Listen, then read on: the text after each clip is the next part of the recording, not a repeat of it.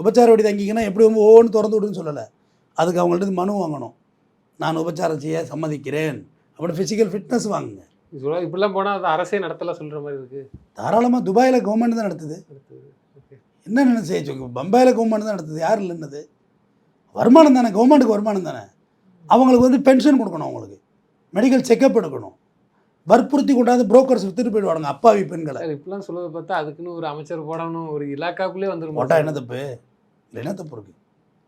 தப்பு கிடையாது தம்பி. இதெல்லாம் எல்லா அதிநவீனமும் வந்துருச்சு. ஏஐ வரைக்கும் வந்துருச்சு. காலையில் எப்படி பல்லு விளக்கணும்னு கேட்டால் ஏஐ விளக்கம் சொல்லுது. பேஸ்ட்டை எடுங்கள், தண்ணியில் நினைங்கள், வாயில் விடுங்கன்னு சொல்லுது. எல்லாமே சொல்லுது ஏஐ தான். இன்னும் கொஞ்ச நாளாக மருத்துவத்துக்கே வேலை இருக்காது போல இருக்குது. எனக்கு காய்ச்சல் அடிக்குது, இந்தந்த சிம்டம்ஸ் இருக்குன்னா அது மெடிசன் ப்ரிஸ்கிரிப்ட் பண்ணுது. வக்கீலுக்கு வேலை இருக்காது, அது சட்டத்தை விளக்கம் சொல்லுது. இந்த சாட் ஜிபிடி தான் தம்பி எல்லாமே சொல்லுது தம்பி. எனக்கு ஆச்சரியமாக இருந்துச்சு.